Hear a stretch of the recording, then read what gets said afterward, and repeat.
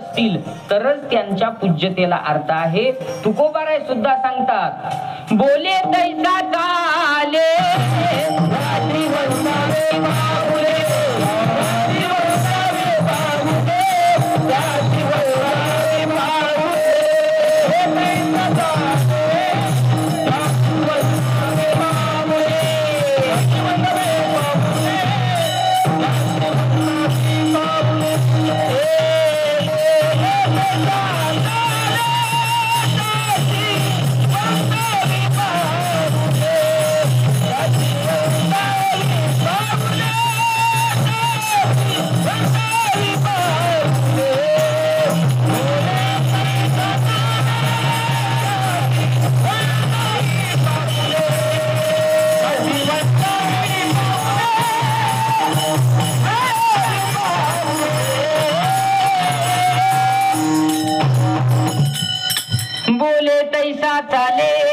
त्याची वंदावी पाऊले.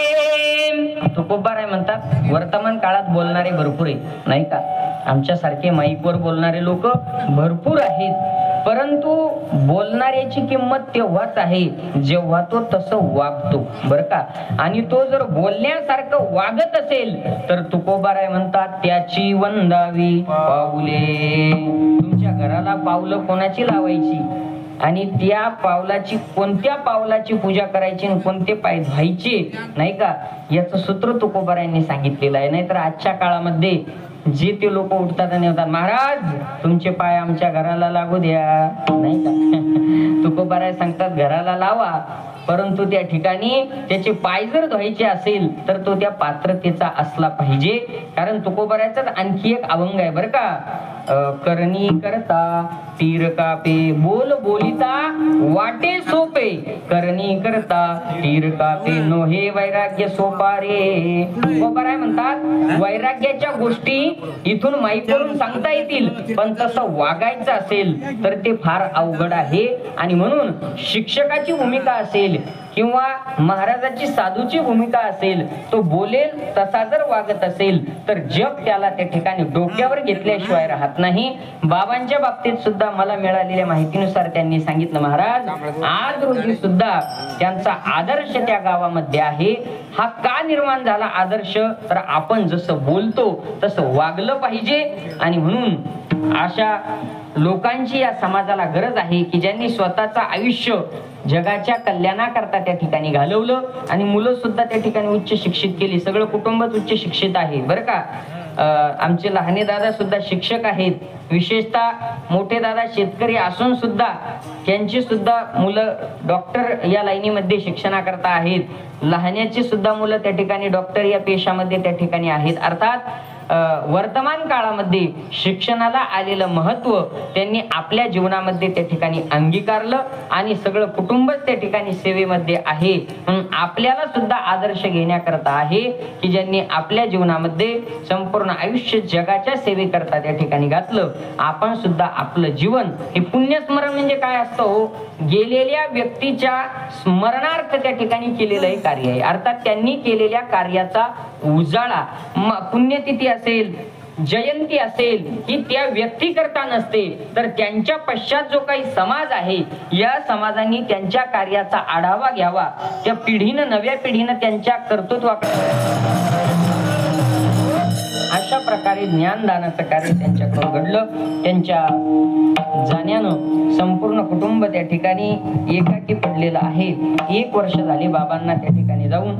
पितृछत्र त्यांचं हरवलं आणि एक स्मरण म्हणून एक आद्य कर्तव्य मुलाचं त्या ठिकाणी असतं, बरं का? आपल्या मागं काही कर्तव्य आहेत, आपल्या मागं काही ज्या ज्या लोकांच्या आपल्यावर काही उपकार झालेले आहेत त्या उपकाराच्या परतफेड आपल्याला काही करावी लागते. त्यापैकी आपल्यावर पितृ जे काही आपलं कर्तव्य आहे त्यापैकी एक पितृ कर्तव्य आहे, एक ऋषी कर्तव्य आहे आणि एक देवाचं कर्तव्य सुद्धा आहे. ऋण आहेत आपल्यावर.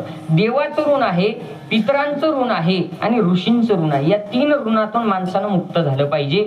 हे आजचं जे आहे हे पितराचं ऋण आहे. पितृ आपण आपल्याला पितराचं ऋण आहे. पितराचं ऋण म्हणजे ज्यांच्या पोटी आपण जन्माला आलो, ज्यांनी आपल्याला हे जग दाखवलं, त्यांचे काही कर्तव्य आपल्याला पार पाडावे लागतात.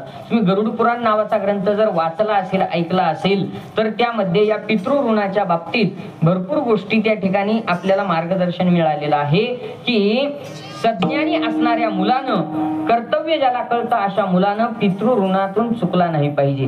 ज्यानं पितृऋण त्या ठिकाणी पूर्ण केलं त्यानं सगळ्या प्रकारचं ऋणातून तो मुक्त झाला, असं गरुड पुराणामध्ये वर्णन आलेलं आहे. बघा, आपल्या वडिलांना जो मुलगा त्या ठिकाणी अंत्येष्टी नावाची क्रिया त्या ठिकाणी करतो तो राजसू यज्ञापेक्षा सुद्धा मोठं फल प्राप्त करतो. आता राजसू यज्ञ कोणता काय हे आता वर्तमान स्थितीमध्ये कळणार नाही, कारण यज्ञच बंद झाले आता, बरं का. आता यज्ञ याग या जुन्या काळातल्या त्या गोष्टी होत्या. त्रेतायाम यजतोमकै, त्रेता युगामध्ये यज्ञ केल्या जायचे.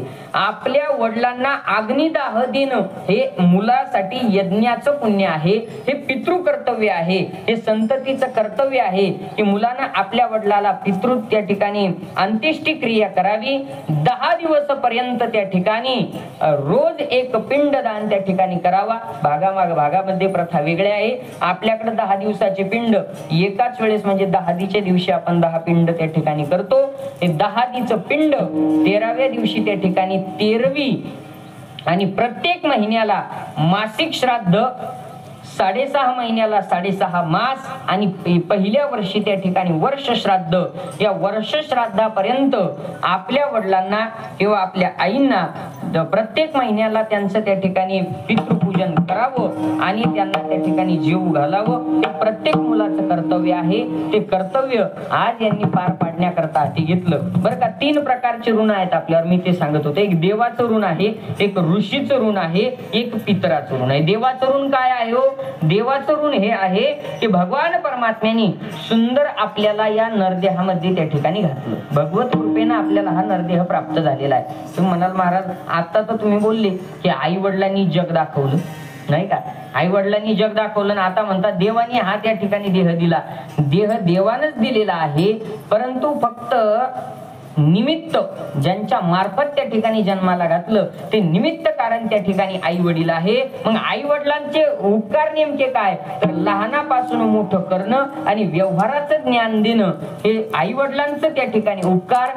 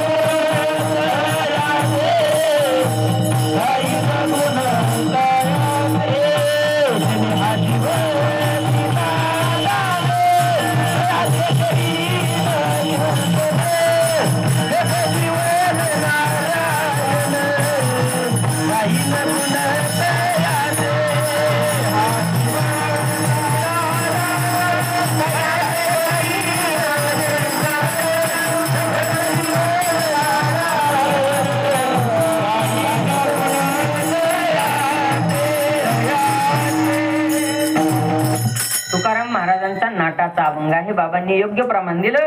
तुकोबाराय म्हणतात जेने हा जीव दिला दान तयाचे करीन चिंतन जगत जीवन नारायण गाईन गुण तयाचे जो हा भिवरेच्या तटी, नाही का, तीरी. तुकोबाराय त्या ठिकाणी म्हणतात की हा जीव भगवान परमात्म्याने आपल्याला दान दिलेला आहे. महाराज आपण नेहमी पाहतो ना, देवे दिला देह भजना घुमटा.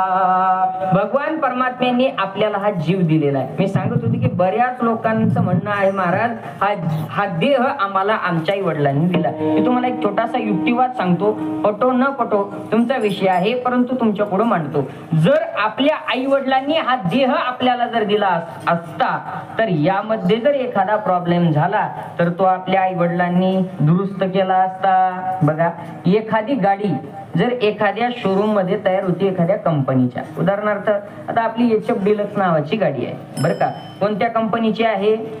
हिरो कंपनीची. हिरो कंपनीची बरं का. आता होंडा हिरो वेगळे. हिरो कंपनीने तयार केलेली एचएफ नावाचं ते मॉडेल आहे, मॉडेलचं नाव आहे नाही का. एखादा त्या गाडीचा जर प्रॉब्लेम, मेजर प्रॉब्लेम झाला, मोठा प्रॉब्लेम झाला, तर तिला कुठं लावावं लागतं आपल्याला?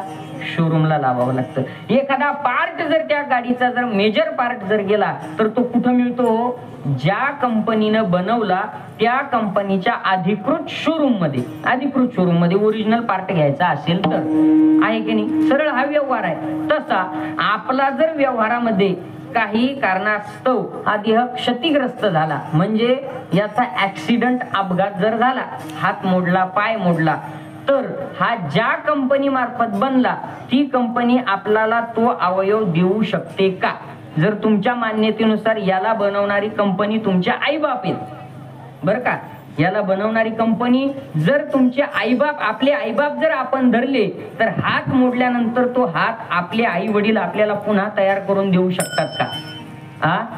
मग जर ज्या कंपनीनं गाडी बनवली त्यात जर मेजर प्रॉब्लेम झाला तर ती कंपनी देऊ शकते, आपले आई वडील का देत नाही? याचं एकमेव कारण आहे की हा आई वडिलांनी दिलेलाच नाही, आपण मानला फक्त की आई वडिलांकडून मिळाला. विठ्ठल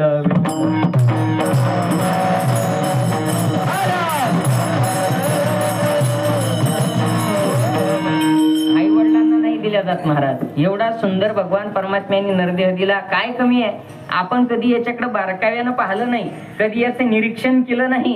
साधा एक हात जर आपण पाहिला तर हा हात किती ठिकाणी वागतो याचं कधी तुम्ही बारीक चिंतन केलं? नाही केलं. भगवान परमात्म्याने किती योजना जिथल्या तिथे व्यवस्थित केलेल्या आहेत. बघा तुम्ही, हे जे एक बोट आहे, हे बोट 3 ठिकाणी वागतं महाराज. किती? 3 ठिकाणी. तुम्हाला जर दरवाजा जर बनवायचा असेल तर त्याला काय वापरावं लागतात? बिजागिरी. जुना शब्द आहे. काय वापरतात?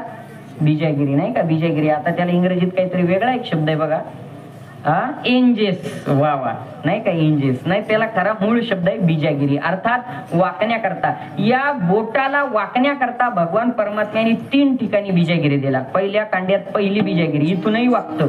दुसरं, जास्त आवश्यकता असेल तर इथून, आणि पूर्ण बोट जर तुम्हाला हलवायचं असेल तर ते इथून वागतं नाही का. आणि एका बोटातनं जर काम होत नसेल आणि पूर्ण हाताचा जर त्या ठिकाणी आपल्याला वापर करायचा असेल तर हा पूर्ण हात या मनगटात वाकवण्याकरता इथं सुद्धा मोठी बिजागिरी दिली नाही का.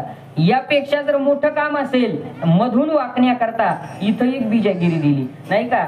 आणि इथं बॉलवॉल टाकला एक. नुसती बिजागिरीच नाही, नुसता असा वाकत नाही तर असा सुद्धा फिरतो. मला सांगा, आपल्या पप्पानं कोणत्या दुकानातून आणली आहे बिजागिरी? पप्पा, आपल्या पप्पानं. आणि एकदा गेल्यानंतर आपल्या पप्पाकडून या मिळतात का? नाही. तू म्हणाला तर डॉक्टर करतील सगळं, पण धनंजय महाराज पहिल्यासारखं आहे का? नाही. झालं ना, उपाय झाला, इलाज झाला, पण पहिल्यासारखा नाही. अर्थात पैशानं त्या ठिकाणी तुम्ही हे मिळवू शकत नाही, त्याच्यावर उपाय होईल, परंतु जसं आहे तसं मिळणार नाही.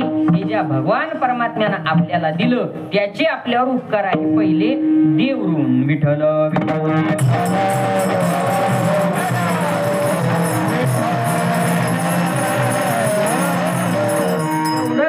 देऊन सुद्धा लोक देवामध्ये फॉल्ट काढतात. एवढं सगळं व्यवस्थित देऊन सुद्धा लोक देवामध्ये फॉल्ट काढतात.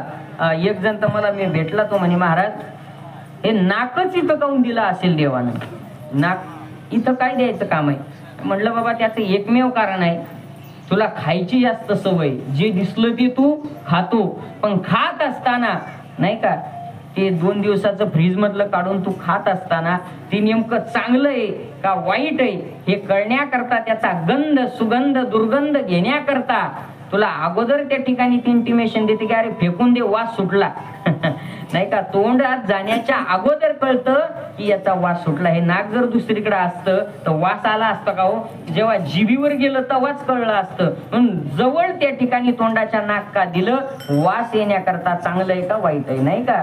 कोणी म्हणालं महाराज श्रवणेंद्रिय आत आहे. श्रवणेंद्रिय म्हणजे कानाचा ऐकण्याचा पडदा बर का. आपल्याला ऐकू ज्या भागाने येतं शरीराच्या तो भाग हा वरचा नाहीये, हे नुसते फेफडे आहेत. खरं ऐकू येण्याचा कानाचा पडदा आपण साध्या भाषेत ज्याला म्हणतो त्याला शुद्ध भाषेत श्रवणेंद्रिय म्हणतात. ते श्रवणेंद्रिय कुठं आहे? आत आहे. मग हे देण्याचं कारण काय? त्याला माहित होतं खराडे महाराजाला चष्मा लागणार आहे आणि लागलेला चष्मा जर गुतवायचा असेल तर कुठं गुतवतील नसते फेफडी तर फुट्या ठोकावं लागल्या असते आता दोन इकडून दोन विठ्ठल विठ्ठल